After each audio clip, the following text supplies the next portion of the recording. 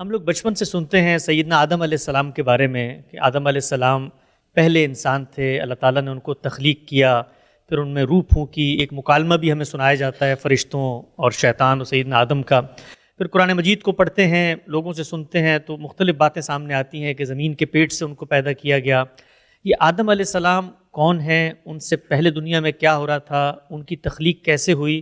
اور پھر اس کے بعد ان کو دنیا میں جو بھیجا تو اس بھیجنے کا کیا مقصد تھا؟ اور یہ جو پوری کی پوری داستان سیدنا آدم کو ہمیں سنائی جاتی ہے مختلف مذہبی روایات میں، اس میں کیا چیز پیش نظر ہے اللہ تعالیٰ کی جو اس داستان سے ہم سیکھیں، سمجھیں، بطور مسلمان اس سے اخذ کریں؟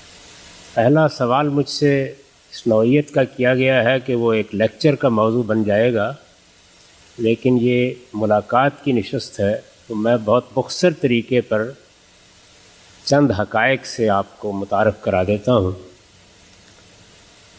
اللہ تعالیٰ نے قرآن مجید میں یہ بتایا ہے کہ انسان دو چیزوں کا مجموعہ ہے۔ ایک اس کا حیوانی وجود ہے، یہ بالکل اسی طرح ہے جس طرح دوسرے حیوانات کا وجود ہے۔ یہ حیوانی وجود ایک قالب ہے، اس کو آپ سادہ لفظوں میں جسم کہہ سکتے ہیں، لیکن یہ زندہ ہستی اسی زمین سے پیدا کی گئی۔ اور قرآن نے یہ بات بھی واضح کر دی ہے کہ سمندروں کے کنارے جو دلدل سی بن جاتی ہے وہاں سے ابتدا ہوئی اور پھر کئی صدیوں کے مراحل سے گزرنے کے بعد وہ حیوانی وجود پایہ تکمیل کو پہنچا۔ قرآن نے ایک لفظ استعمال کیا ہے کہ کئی مرحلوں میں ہم نے اس کا تسویہ کیا۔ جیسے آپ ایک چیز بناتے ہیں تو پہلے اس کو آپ ایک صورت دے دیتے ہیں اور پھر آہستہ آہستہ اس کی تزئین کرتے ہیں۔ جیسے گھر بناتے ہیں تو ایک گرے اسٹرکچر کھڑا ہو جاتا ہے، اس کے بعد آپ اس میں کہیں پتھر لگا رہے ہیں اور کہیں قالین بچھا رہے ہیں۔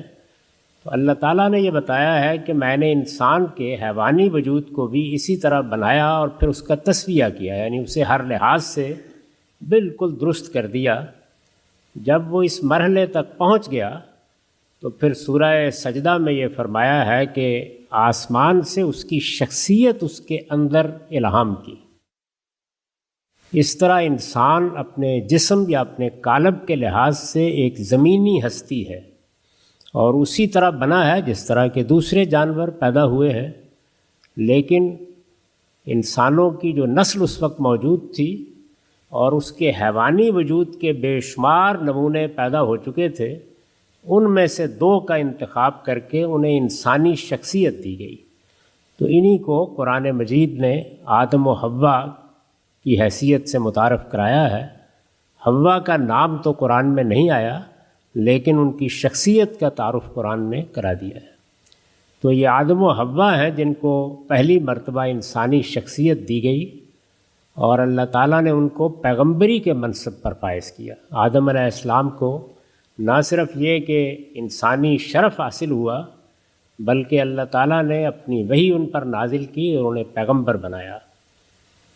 اس واقعے سے پہلے یہ بات بھی قرآن مجید میں واضح کر دی گئی ہے کہ اللہ تعالیٰ نے یہ اسکیم اس وقت جو مخلوقات تھیں جن میں فرشتے بھی تھے، جنات بھی تھے، ان کے سامنے رکھی اور ان سے کہا کہ میں نے زمین کا ایک ذرے کے برابر ہے پوری کائنات میں اس کرۂ ارض کا انتخاب کیا ہے کہ یہاں میں اس کیچڑ سے ایک نئی مخلوق پیدا کرنے والا ہوں اور زمین کا اقتدار اس کو سونپ دوں گا۔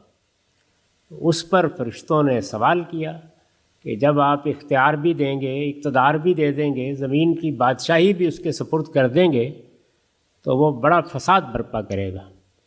تو اس کے جواب میں اللہ تعالیٰ نے یہ بات واضح کی کہ میری اسکیم یہ ہے کہ میں ایک ایٹرنل دنیا بنانا چاہتا ہوں، ابدی دنیا۔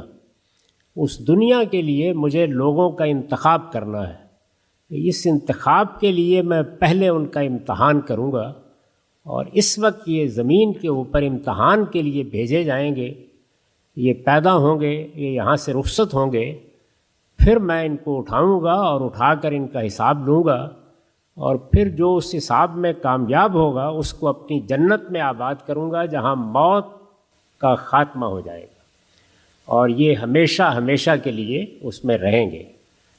تو اس مقصد کے لیے انسان کو بنایا گیا کہ وہ خدا کی ابدی دنیا میں آباد ہو، وہ ایٹرنل لائف اس کو دی جائے، اور اس دنیا میں وہ اس لیے بھیجا گیا کہ وہ پاکیزگی کا امتحان دے۔ یہ سارا امتحان کیا ہے؟ پیوریفیکیشن کا۔ انسان کے اندر خیر بھی ہے، شر بھی ہے، اس کے اندر نیکی اور بدی کا شعور ہے، اس میں اس کو زیادہ سے زیادہ پاکیزہ ہو کر دنیا سے رخصت ہونا ہے۔ تو جو اس پاکیزگی میں جتنا بڑا مقام پائے گا، جتنی زیادہ ترقی کرے گا، اس کے لحاظ سے جنت میں اس کے لیے مراتب ہیں۔ اس اسکیم کو سامنے رکھ کر انسان کو اس دنیا میں بھیجا گیا ہے۔ تو یہ میں نے مختصر طریقے پر وہ داستان آپ کے سامنے رکھ دی ہے، چونکہ یہ ملاقات اور سوالوں کی نشست ہے، اس وجہ سے زیادہ تفصیل نہیں کی جا سکتی۔